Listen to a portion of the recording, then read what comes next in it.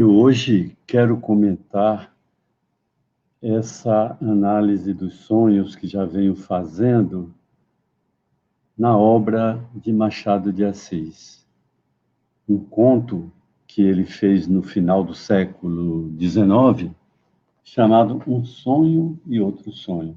A importância de fazer esse entendimento, esse ensinamento através de sonhos que não foram sonhados por pessoas, e sim em obras literárias, imaginados pelos escritores, porque esses sonhos imaginados pelos escritores nada se diferencia daqueles sonhos realmente sonhados por humanos. Daí a grande importância de fazer esse tipo de exposição para cooperar com o entendimento das pessoas, porque Machado, nesse conto, ele já inicia fazendo perguntas. Crês em sonhos? Há pessoas que os aceitam como a palavra do destino e da verdade. Outros há que os desprezam. E ainda uma terceira classe explica-os atribuindo-os a causas. Muito comum mesmo as pessoas acharem que sonhou uma determinada coisa porque assistiu um filme, aconteceu algo. Bom, quando você sonha, a elaboração secundária do sonho, a história, vai se utilizar de material que é da sua familiaridade. O indivíduo que trabalha como médico, aparece muito essas coisas da medicina, da mesma forma que o advogado, aparece muita coisa dentro daquilo que ele faz, mas não para falar daquilo. Na verdade, os sonhos, eles expressam tudo aquilo que te acontece, que está acontecendo na tua vida, e que te afeta, e que, de alguma maneira, a psique precisa se autorregular. Por quê? Porque a consciência, ela segue uma direção, buscando adaptação ao mundo, à sociedade, e vai negando ou não incluindo determinadas coisas que são necessárias para que você continue sua evolução. E todos esses expressões que foram deixadas, que não foram incluídas na consciência, e você precisa tomar consciência para que o processo de individuação, que é um termo que Jung chamou, quando você estabelece uma mudança de nível de consciência dentro de uma evolução que você vai se tornando cada vez mais um indivíduo singular, um indivíduo que tem uma relação com o seu mundo interior. É como se o seu eu pudesse se relacionar com todo o mistério dessa totalidade e, dessa forma, uma verdadeira religiosidade, uma verdadeira religare para fazer o seu desenvolvimento. Então, ele conta a história de uma moça que chamava-se Genoveva.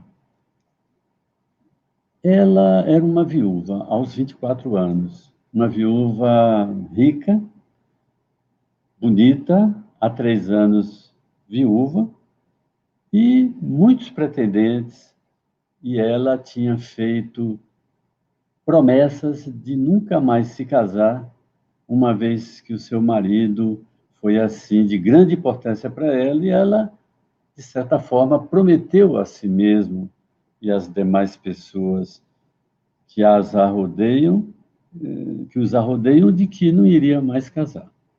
E assim ela foi seguindo esse caminho. A consciência dela, portanto, dava para ela um entendimento de que assim seria mais honesta, mais virtuosa.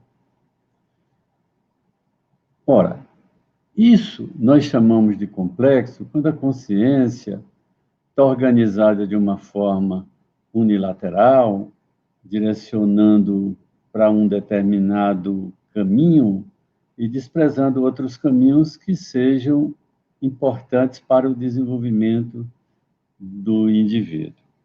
E quando nós estamos trabalhando uma pessoa para a sua evolução e percebemos o complexo que deixa essa pessoa fixada numa determinada situação e muito unilateral, temos que ter cuidado para chegar perto desse complexo sem que essa pessoa reaja, se fortalecendo mais ainda a insistir naquele ponto. E aí vai ser importante mostrar isso com essa história, com esse ponto. A Genoveva, portanto, desprezava a todos os pretendentes porque eles atuavam de uma forma muito pressionando o complexo, de confrontação desse complexo, e aí vai acontecer na vida da nossa viúva Genoveva o aparecimento de um advogado chamado Oliveira.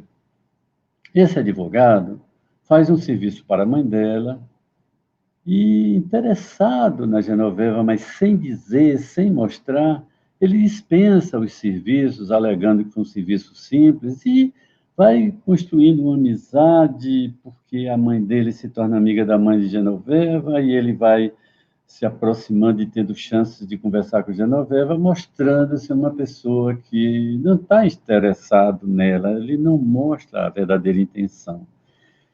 E nesses encontros, Genoveva fala muito do finado. E tem um momento que ela conta uma história que o finado tinha escrito aos 18 anos, chamada Bela do Sepulcro. Essa pequena historinha falava de uma moça que perdeu o esposo e vivia no cemitério todos os dias.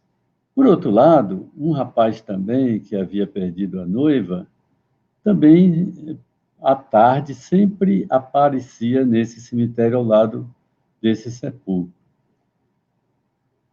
Ele viu essa moça e admirou-a e pediu essa viúva em casamento. Ela negou-se e 8 dias depois morreu. Essa era uma história que o viúvo tinha, que o finado tinha feito e que Genoveva conta para Oliveira. Oliveira, sabiamente, desenvolve uma conversa dizendo que os pais queriam que ele fosse padre e ele seguiu esse caminho da advocacia. Genoveva pergunta, mas por que tu não quiseste ser padre? Ele diz, olha, se eu me casasse e ficasse viúvo, aí sim, eu poderia optar pelo caminho de ser padre. O que ele quis dizer é que ele faria o mesmo que Genoveva ficando viúva, porque o padre não vai se casar. Então, dessa forma, já cria uma empatia, uma aproximação, que a Genoveva fica interessada cada vez mais em conversar com ele e não vê um confronto, uma ameaça. O complexo de Genoveva não se sente ameaçado. Esse desenvolvimento da conversa vai acontecendo em outros tipos de assunto, e, de repente, a viúva não sabe por quê, ela sente alguma coisa por Oliveira, mas se nega a perceber isso que sente. Mas o sonho que aparece, o primeiro sonho que eu vou contar aqui, que tem lá no conto, vai mostrar a Genoveva, a sonhadora, o que está faltando ela considerar e ela incluir dentro dessa função da natureza de rumo ao desenvolvimento.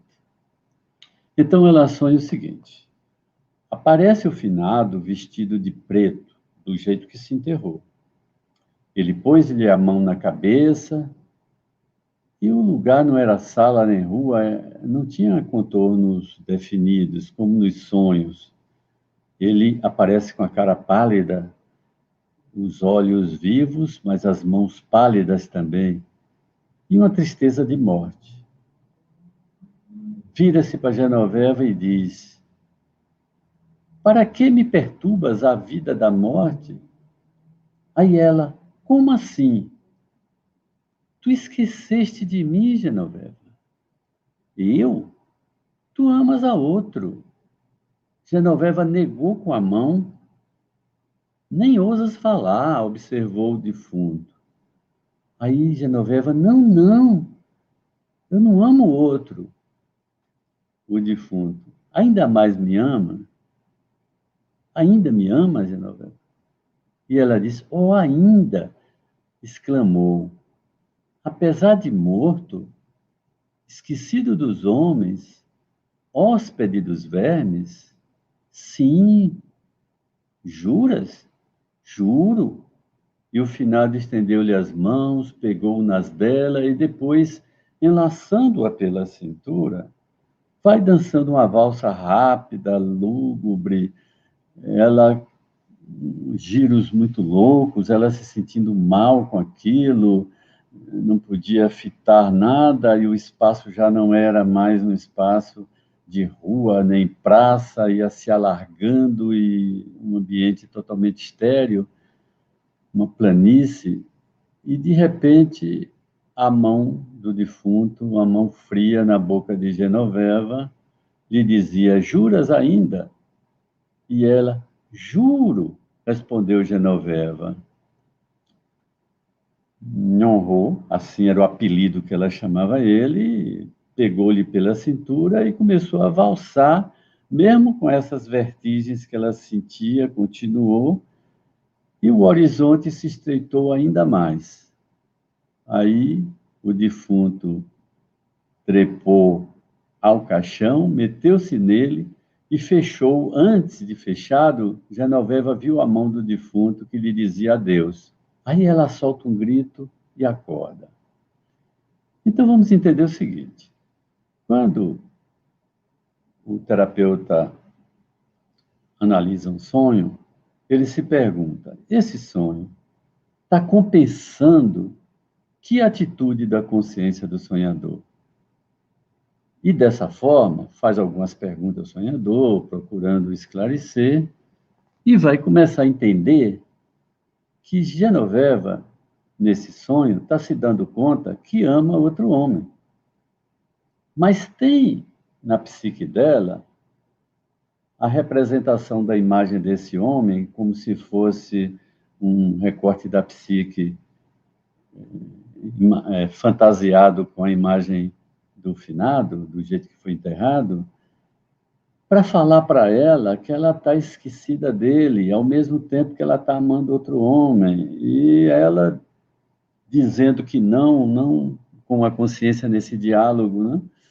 Mas ela, à medida que diz isso, ela vê que esse finado está duvidando. E que o finado faz perguntas que, na verdade, é a própria psique de Genoveva perguntando como que você vai ficar com um homem que está esquecido dos homens, hospedagem dos vermes, e não mais existindo, tipo isso. É como se esse conflito, uma guerra aí nessa arena de luta da psique, faz com que ela sinta mal-estar e, ao acordar, começa a existir algumas mudanças no sentimento de Genoveva, porque agora ela tem uma consciência de que não está unilateral. Ela percebe que ela ama outro homem e que isso é uma condição que está impedindo é a maneira como ela experimenta essa relação com o finado e que representou aí no sonho. Oliveira começa a perceber, depois disso, um espaço que permite a ele se aproximar mais da viúva, conversar coisas mais íntimas, e, de repente, ele encontra um espaço para dizer a ela que ama. Eu te amo, Genoveva.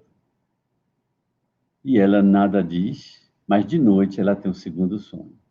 E esse segundo sonho, novamente aparece o finado, valsando, uma valsa já diferente do primeiro, em um lugar com penumbra, sem contorno. E aí, o finado, de uma maneira muito severa, diz: como é que você esqueceu a promessa? E ela continua a querer dizer que não, mas aí um carrasco tapa-lhe a boca. Esse carrasco era a figura de Oliveira. E ela não pode dizer que ama ele. E ele continua: tu esqueceste tudo, estás condenada ao inferno, e de repente labaredas, assim como ela imagina o inferno. labaredas de fogo sobe ao céu, o céu começa a ficar com amontoados de nuvens escuras carregadas, e o carrasco tapando a boca, não deixando Genoveva dizer nada, mal podia gemer. Aí parou o vento, aparecem cobras que se levantam do chão, dispersam-se no ar, entrando cada uma pelo céu adentro, algumas ficaram com a cauda de fora, e Genoveva começou a sentir-se livre, desaparecera o carrasco, e o defunto, de pé, pôs a mão na cabeça e disse: morrerás se casares. Aí ela acorda. Ela acorda e já há uma sensação diferente. Porque agora a mente começou a processar o defunto, aceitando que esse casamento com ele vai morrer. Quando ele diz morrerás, é o sentido simbólico que ela, casando com outro homem, vai morrer, quer dizer, vai acabar essa história dessa relação dela com o defunto.